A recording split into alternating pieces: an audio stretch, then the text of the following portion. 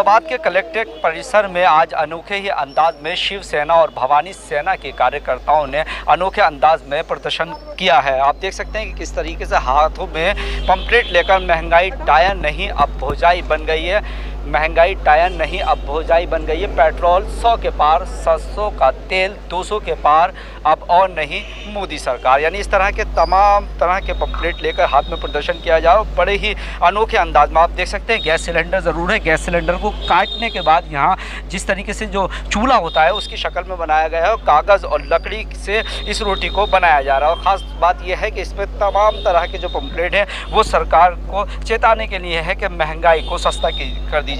हमारे साथ एक महिला हैं, आइए बात कर लें। क्या नाम आपका? जी, मेरा नाम मंजू राठौर है और मैं शिवसेना पार्टी की महिला जिलाध्यक्ष हूँ। किस तरह से आप ये प्रदर्शन कर रहे हैं, क्या इसका उद्देश्य है? इसका उद्देश्य सिर्फ इतना है कि मोदी सरकार ने सिलेंडर तो दे दिए पर महंगाई इतनी बढ़ा दी है सिलेंडरों पे, गैस पे, कि हम उसको भरवा नहीं सकते। इसलिए हम उनके सिलेंडरों को काट के हम चूल्हा बना के उस पर ही खाना बनाएंगे। उनका हम सम्मान करके उनके सिलेंडर तो हमने ले लिए हैं, अगर वो चाहें तो अपने सिलेंडर वापस ले लें और हमारा जो जिस भाव हमारी गैस थी उसी भाव हमारी गैस कर दें, जिससे कि हम लोग गैस भरवा के गैस पर रोटी बना सकें।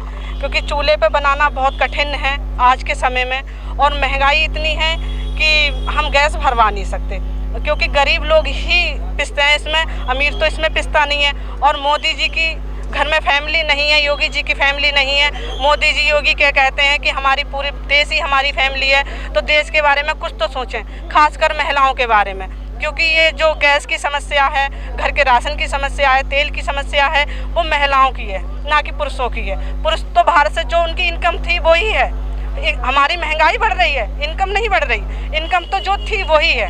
हम उसी इनकम में जो गैस हमने कभी सिलेंडर 500-600 को लिए थे, आज 1000 को ले रहे हैं, उसी इनकम में तो हम किस तरीके से घर चलाएंगे, किस तरीके से हम बच्चों को पढ़ाएंगे, किस तरीके से हम उनका भविष्य ग्रो करेंगे। हम तो इतना चाहते हैं कि मोदी जी से कि हाथ जोड़ के कि प्लीज़ किसी तरीके से इस महंगाई को कम कर दिया जाए और ये हमारी जो रोटी है ये हमें भी मिल जाए खाने को, वही नहीं खाएं हम भी खाएं।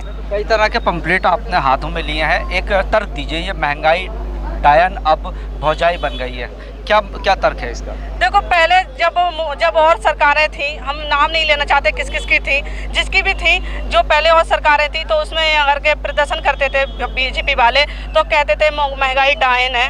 तो अब इस वक्त मुझे ऐसा लगता है कि मोदी जी की जो महंगाई डायन है वो डायन नहीं भौजाई बन गई है, जिससे वो कुछ कह नहीं पाते। जैसे भाभियाँ होती हैं, हम उनसे कुछ कह नहीं पाते हैं क्योंकि वो हमारी माँ समान होती हैं। तो इसका तर्क सिर्फ इतना है कि पहले डायन थी, अब वो भौजाई बन गई है, क्योंकि भौजाई से हम कुछ कह नहीं पाएंगे।